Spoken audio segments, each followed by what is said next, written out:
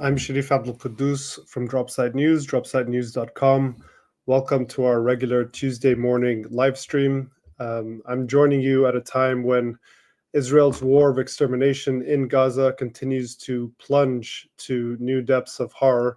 Already today, over 50 Palestinians have been killed by the Israeli military across Gaza since dawn, including 14 people killed while trying to seek aid. The level of the military assault, combined with the prolonged siege and blockades of food, the daily murder of people seeking aid, has really brought Gaza to a tipping point.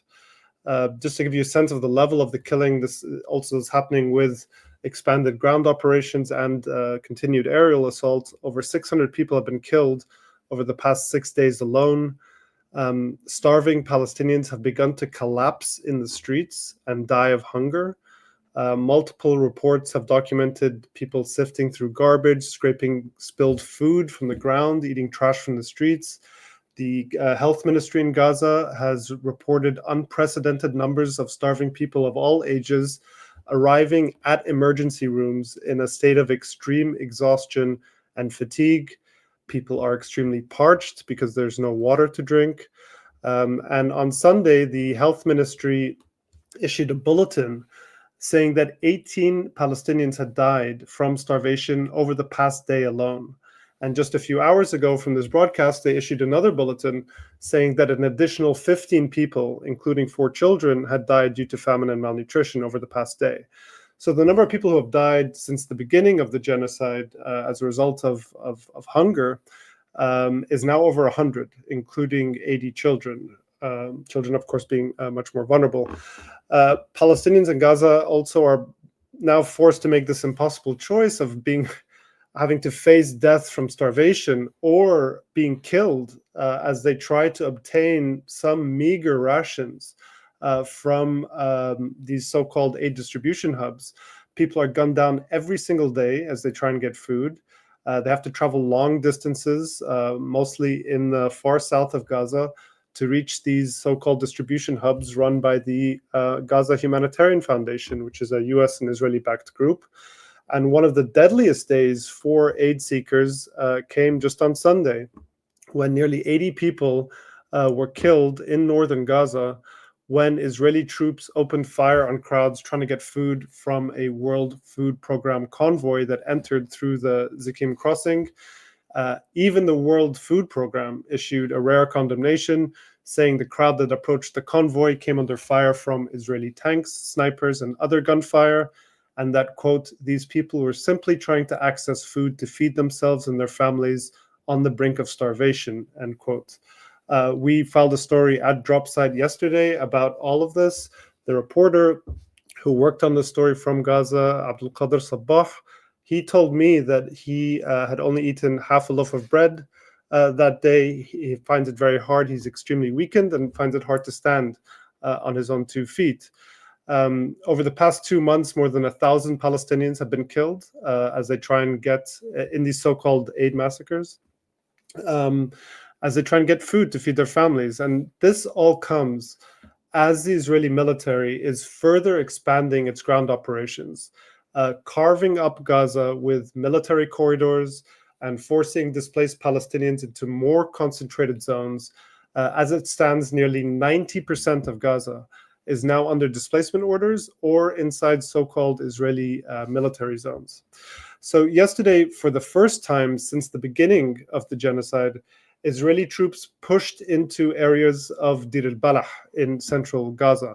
Now, Deir al-Balah is the only city in Gaza that had not been subject to a major Israeli ground operation or suffered the kind of widespread devastation that we've seen in every single other city in Gaza. So this attack on Deir al-Balah yesterday came alongside a displacement order issued by the Israeli military that stretched through the southern part of the city all the way to the coastline, effectively cutting off Deir al-Balah and two cities in the south, Khan Yunis and Rafah. So Deir al-Balah is where many Palestinians have sought refuge, as their cities and neighborhoods have been attacked and destroyed multiple times. It's also where the headquarters of several UN agencies and medical NGOs are based. The UN Human Rights Chief Volker Turk today condemned the attack on Deir al-Balah, saying, quote, "It seemed the nightmare couldn't possibly get worse, and yet it does," end quote. Israeli forces also raided the main staff residence of the World Health Organization in Deir al-Balah, forcing women and children to evacuate on foot, to displace on foot towards the coast. And male staff and family members were handcuffed, stripped, interrogated, screened at gunpoint. The WHO said its main warehouse in the city was damaged by an explosion and a fire. So we're going to talk about all of this, and we're going to go first to Deir al-Balah, where we're fortunate to be joined by Eyad al-Amawi, a representative of the Gaza Relief Committee and a coordinator for local NGOs. Eyad, thank you so much for joining us. Can you tell us what is happening right now in Deir al-Balah, where you're speaking to us from? What is the situation?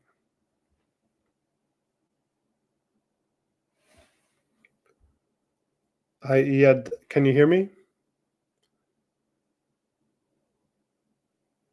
I think he may have just frozen. We'll see if we can try and get him back. Eyad is a frequent guest on the program, and he was just on last week. And I have been in touch with him recently as he's been sending updates from Deir al-Balah about the attack on the city, a place where he is based. Let's see if we can try and get him back. He's trying to refresh. Of course, hi, Eyad, can you hear me? I think we lost him again. Israeli forces have also deliberately, multiple times, cut off the fiber cables that provide internet to parts of the Gaza Strip. We've seen internet blackouts happen on a frequent basis. Connectivity is never great. There have been times when it's gone down to zero and people are forced to rely on eSIMs and try and get the Israeli network to try and get some kind of connectivity. But we were speaking with him just before the broadcast. Hopefully we'll be able to get him back. Well, what we can do instead of starting in Gaza, we can turn to another guest that we are fortunate to have with us, Mouin Rabbani. He's the co-editor of Jadaleya and is a former special advisor on Israel-Palestine for the International Crisis Group, joining us from Montreal. Mouin, are you there? Yes, I am. Can you hear me? Yes. I think your camera might need to be turned on. Hold on. We may have gotten Eyad back. Sorry for all this confusion. Yeah. The internet is very weak. I apologize, but we cannot access at all of the time for the internet, Well, go ahead, Eyad. While we have you, can please describe what's the latest happening in Deir al-Balah as you understand it, and what's the situation like? Yeah. Firstly, thank you, Sharif, for your hosting, and my colleagues also. The situation in Deir al-Balah, the last update, the Israeli news mentioned the Israeli incursion is ended now after 24 hours.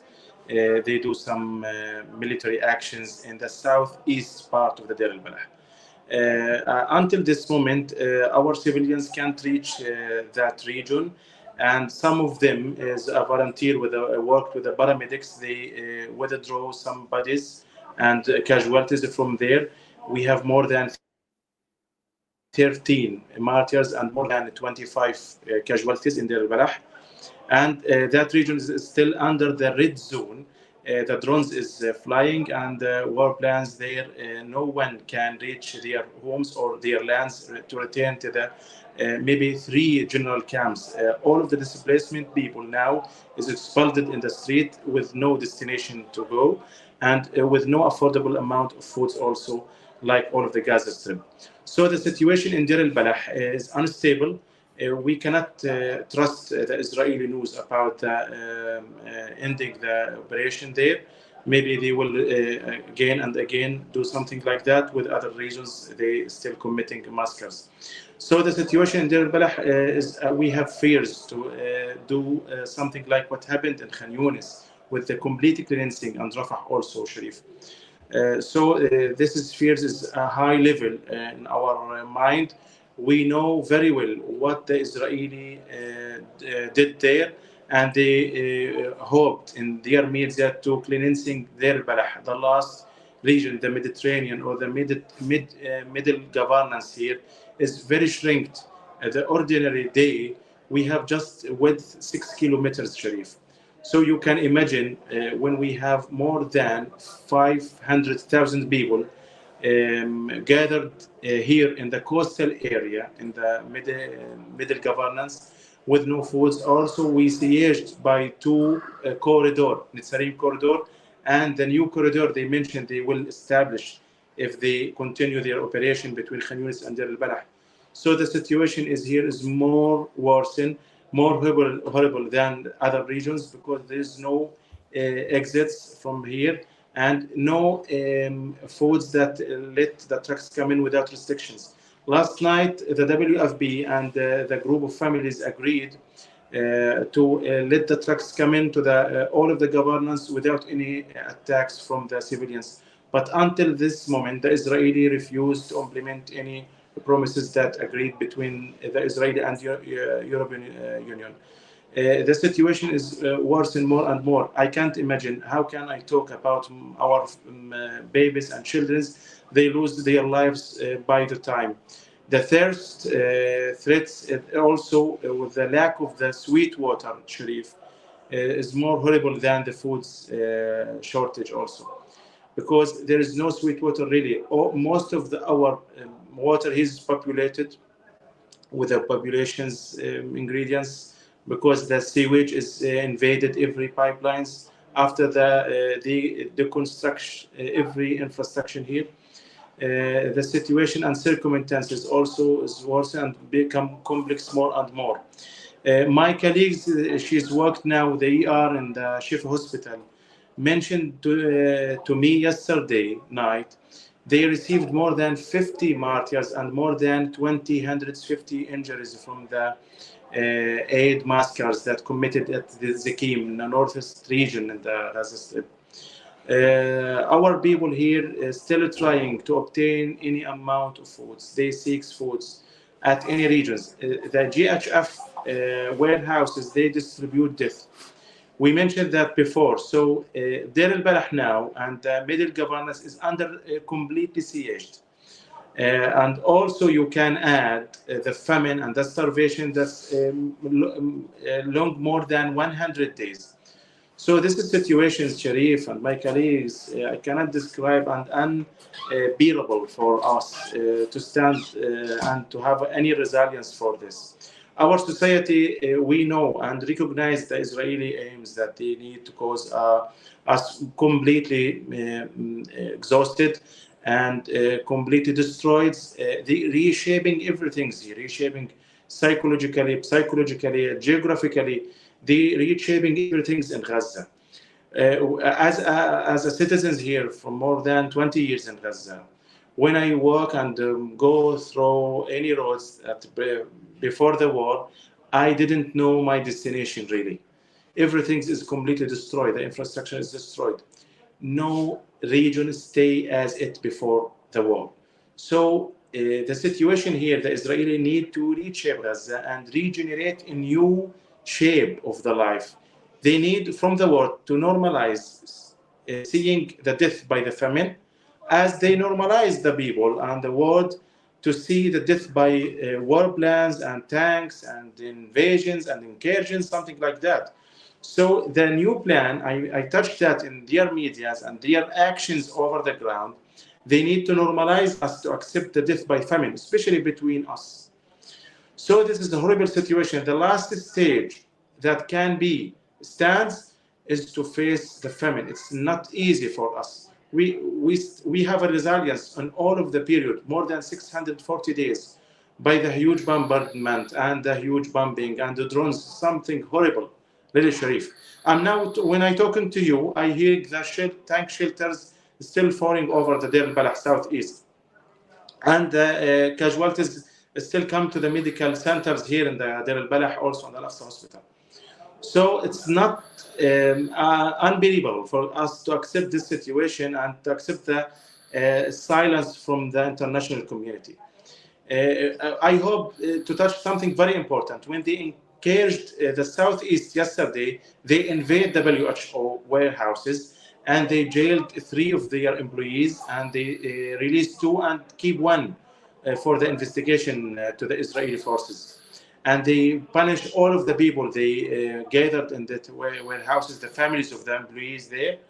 And this situation is repeated actions from the Israeli. There is no discrimination between the civilians or any other things. So I mean, they need to normalize the world to accept this situation at all. No one can refuse these actions, and we can accept after that any solutions, like they're establishing a humanitarian city that they mentioned in their meetings before. And they need us to accept this idea. It's a very creative idea. They need us to show something like that. This is very creative. You can feed those people, and you can find solution for the refugee people.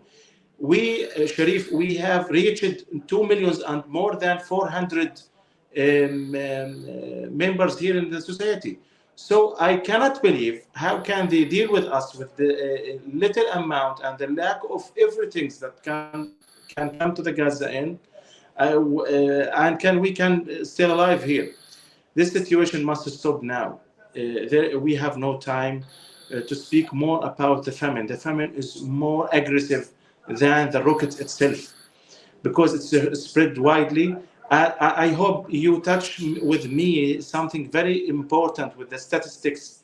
There is no real statistics about the death of the famine because a huge amount of families here, they didn't reach a medical center that bring their relatives' bodies to do some procedures or formal procedures. A lot of people here, they ignore the reason for death because they is very busy to search about food and to search to displace to another safety place. So the statistics is not accurate. Something that I mentioned before, the missing people under the rubbles, we haven't in exactly statistics because a lot of families is completely cleansing from the civil affairs here. No one from the first level of relatives can come to the medical centers and civil affairs offices and to register them as martyrs or casualties. So the situation is more and more and more.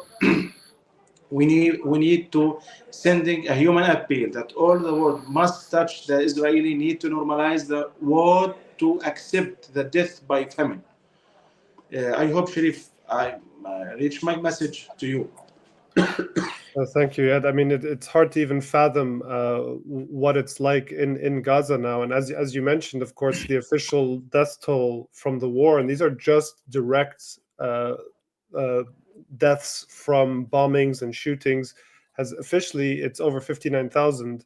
But that is acknowledged widely to be a vast undercount because so many bodies are missing under the rubble. And as you point out, it's almost impossible to know the number of excess deaths due to malnutrition and hunger and starvation because malnutrition affects everything: how you recover from a wound, or how you recover from a sickness, or whether you do get sick.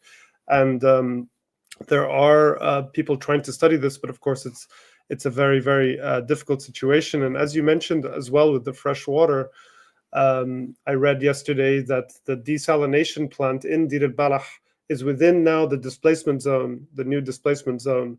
And so is it true that that is now inoperable, and another desalination plant in the north was recently bombed? So you're saying the situation of water is something that people aren't talking about, but is actually more of a crisis. Yeah, Sharif, I think very important for desalination water station. Is the European Union to resupply the electricity for the only existence desalination water. Until this moment, from more than 7 days, nothing happened tangibly here. So they need to increase the suffering by let this desalination water station to stop completely without any hope to resuming the work and to supply. We have here in Deir al-Balah more than 84 camps that contains more than 180,000 people that depends over this desalination waters. So with the incursion, with the siege, with the suspending every life sign, I can't imagine how we can stay alive to tomorrow or after tomorrow. So this is very important note after they announced a new agreement with the European Union, Sharif. And just a final question, Eyad. I asked you, we published this piece yesterday where I actually end the article by quoting you. Yeah, You said, "Damn this silence, damn this famine, damn it all, yeah, humanity has collapsed." yeah. What did you mean by that? Look, as a father, I lived with my family and displaced multiple times, like other families here in Gaza. When I see all of the world just mention Gaza as a humanitarian appeal and they say we stand with you, we touch really the public opinion in the world has changed a lot. We touch that as observers and as workers in the humanitarian aid distribution.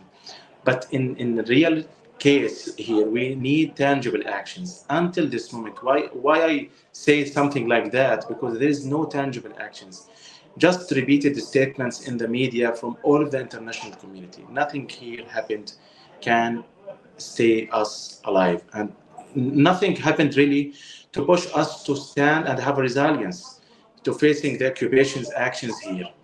When I touch my friends, maybe after 30 days from Khan Yunis, he worked with me as a colleague. He made touch. I didn't really recognize him because his signs completely differ by the suns, by the famine. So when I see his children also have emaciated bodies, really I cried. So I wrote these statements from my heart, from my soul. Really, the humanitarians completely collapse. Even thought what they stay saying, we will support Gaza, even thought what's still happening without any humanitarian corridor urgently under the protection of all of international community, nothing here will happen. The Israelis falsely promises us and promises the NGOs and promises the European Union. And also we mentioned this a lot of time, but we need to repeat it. Maybe something will change in the world.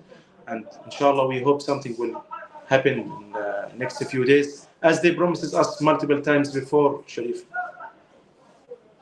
Well, thank you so much, Eyad al-Amawi, joining us from Deir al-Balah in Gaza.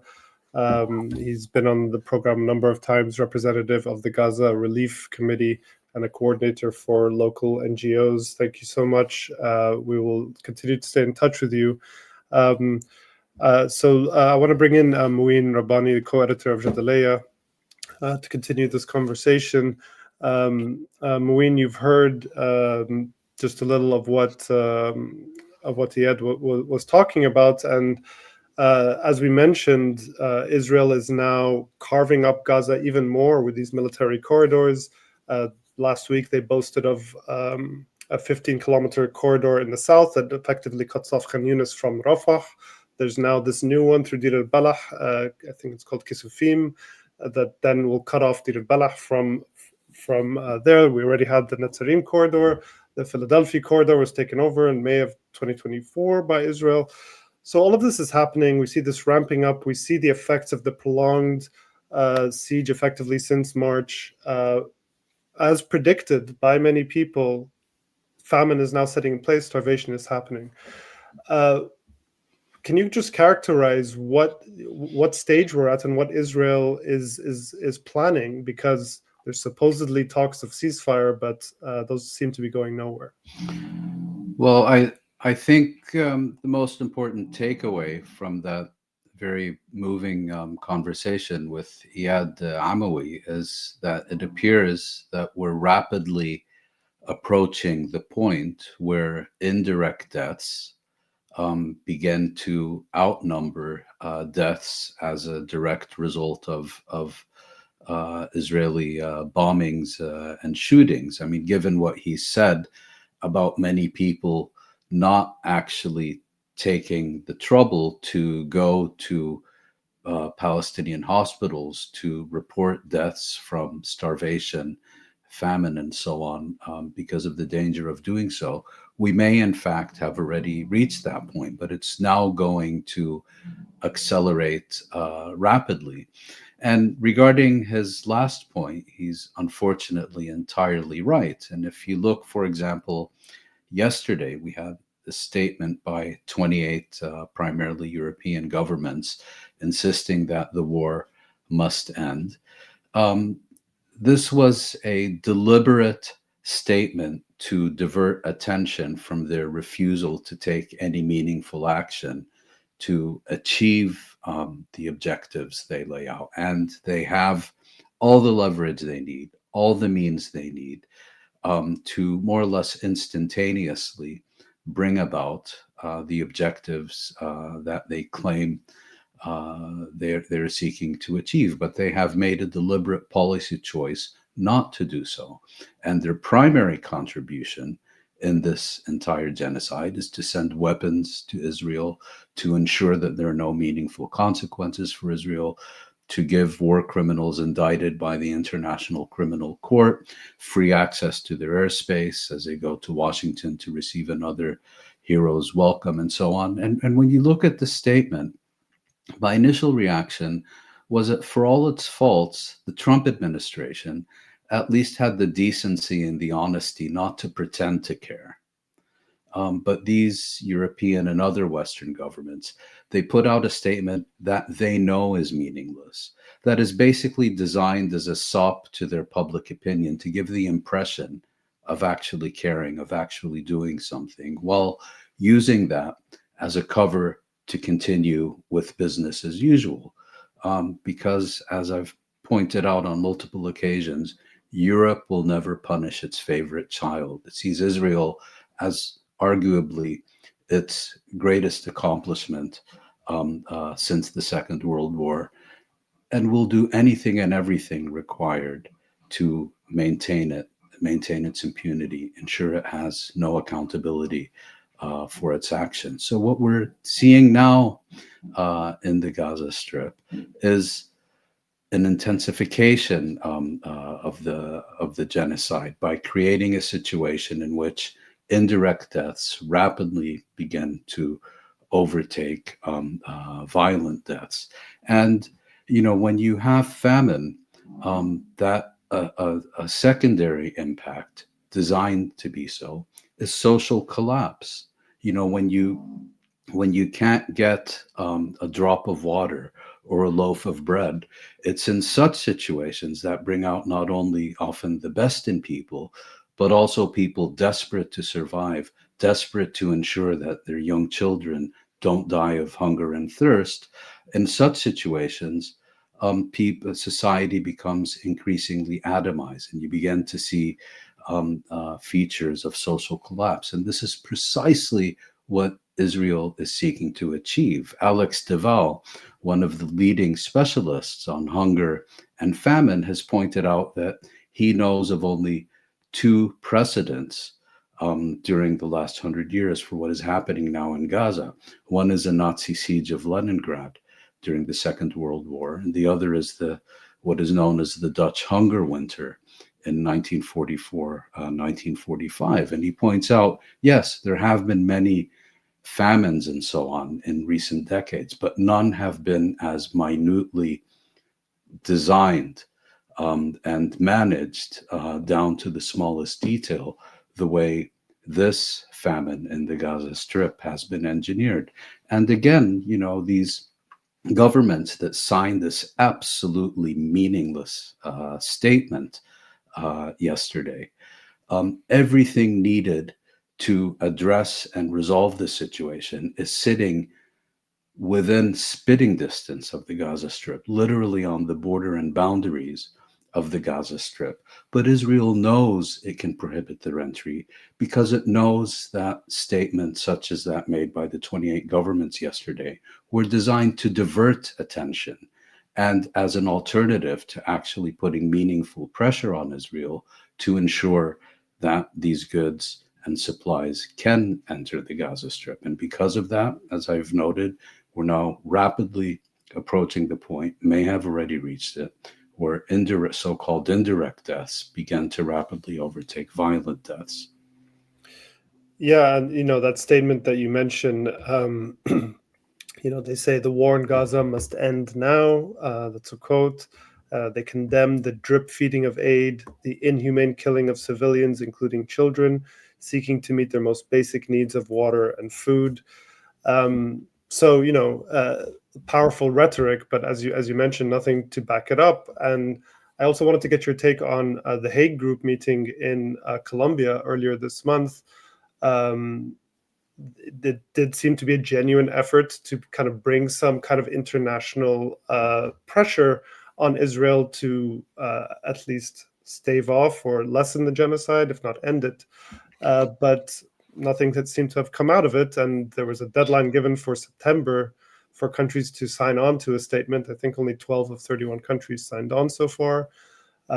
This is in 2 months from now. We're discussing a time when people are dying in droves from starvation and shootings and bombings every single day. So what's your take on that, and why do you think this pressure is not being brought to bear? What is the benefit, the actual geopolitical benefit to these countries? Isn't it being outweighed by these actions by Israel? Well, two separate questions. Let me answer your second one first regarding the Hague Group. I think it's of enormous importance. The distinction between the Hague Group and this collection of Western governments who are just shooting statements into the air and seeing where they fall is that the Hague Group is a association, a coalition whose primary purpose is to put its money where its mouth is. In other words, it doesn't only make statements, but it then works around the clock to put its ambitions into reality. First and foremost, by demanding that its own members do what they claim they're seeking to do. And second, by seeking to expand the number of states and governments that sign on to their principles. The key difference, of course, the other key difference is that the Hague Group is a group that, at least at present, has much less influence in the international system than Israel's sponsors and allies. So unfortunately, we're not going to see any quick results, but chapeau to them because they are dedicated to making international law relevant, not just with statements blaming everyone else, but first and foremost by ensuring that their own members put their money where their mouth is. And this is something that they have already begun to succeed in, and that is their main efforts. Now, regarding your second question, different people will give you different answers. From my point of view, when I hear the German chancellor saying Israel is doing our dirty work, when I hear the British opposition leader saying Israel is fighting a proxy war on our behalf, when I hear all these Western leaders and politicians basically saying Israel is fighting our war on our behalf, I don't see the value in saying they're all pretending. Take them at their word. They see, rightly or wrongly, you or I or others may disagree, but they view Israel as a powerful proxy for Western interests in the Middle East. And all these statements, if Israel wasn't slaughtering Palestinians and Arabs there, we would have to do it ourselves. This is what they genuinely believe. There are, of course, other factors, but the bottom line here is that these governments collectively have decided that Israeli impunity is a core principle of their foreign policies. And if international norms and values, if international law, if international institutions, if these are in contradiction with Israeli impunity, they will resolve it not by ensuring consequences for Israel or accountability for Israel. They will resolve this contradiction by dismantling international law, by making international norms and values meaningless, by destroying international institutions. And it's not because Israel has some kind of unique hold on Western leaders or political systems. It's because they are genuinely committed to this agenda. I can't hear you. Sorry, I had my mic muted. Just final question about the prospects for a ceasefire. We've seen back and forth negotiations between Hamas and Israel. Israel, and the US are presenting a plan that appears to allow Israel to get the remaining live hostages in a deal and then continue the genocide afterwards. There's no real clear things are being negotiated, but no real clear idea of where Israeli troops will pull back to in Gaza. It's certainly not a total withdrawal. And now what's become a major sticking point as well is how aid will be let in. Initially, the US and Israel insisting it'll still be run by the so-called Gaza Humanitarian Foundation, Hamas and other groups insisting that it be run by the UN and other groups. But it seems to be at a stalemate, and but at the same time, what my colleagues at Dropside are hearing from people as well is that Hamas is coming under tremendous pressure from within Gaza because the situation is so dire that people need any kind of reprieve, even if the long-term prospects are a continuation of the genocide. It's come to a point where, as we've been talking about, people are collapsing in the streets from famine. So do you what do you see as the prospects for a possible ceasefire? Well, I can well imagine that most people in Gaza would be insisting that Hamas sign on to any agreement, even one that they know provides only a pause. I mean, if you're starving to death, you're not going to refuse breakfast on the grounds that you have no guarantee of dinner tomorrow evening. So that's an entirely understandable position. Having said that, and also confirming what you said, that there are still differences in the negotiating positions of Israel and the Palestinians in this issue, the main obstacle, as it always has been, remains the refusal of Israel to accept any agreement, not just an agreement different than the one that is on the table, any agreement. Now, there are two schools of thought about this. The first believes that the reason Israel is not accepting a ceasefire agreement is because Netanyahu is waiting for the Israeli parliament's summer recess, which starts, I believe, in a few days or about a week, because once parliament goes into recess, he can then sign on to agreements without having to deal with coalition problems or no confidence motion in parliament, because parliament will be on holiday. And these people also suggest that in view of what is seen by much of the Israeli public as an Israeli achievement in its war against Iran, that Netanyahu is now in a stronger position and more willing to accept such an agreement. That's one school of thought. The other says that when you look at Israel being able to continuously not only do whatever it pleases with total impunity and without consequence, but even to escalate to the point of not only a live-streamed genocide, but a live-streamed famine. And the world makes clear that it does not see any cause for concern, and certainly none for consequences, that it makes no sense from an Israeli perspective to sign on to a ceasefire agreement, even a temporary one, when it has so much leeway to do whatever it pleases. And I would just go back to Eyad's concluding statement about that humanity has collapsed. That's true, but I would add to that humanity has been destroyed. It has been dismantled by those who believe that Israel's right to mass murder, Israel's right to conduct genocide, Israel's right to engineer a famine outweighs international norms and values and international law and the laws of war and international institutions and so on. The Western states have taken a clear position on this. Israel über alles. Your sound is off. Doing rookie errors. Well, thank you so much, Mouin Rabbani, for joining us. We'll have to leave it there. Thank you. Mouin Rabbani is co-editor of Jadaleya and former special advisor on Israel-Palestine and the International Crisis Group, joining us from Montreal.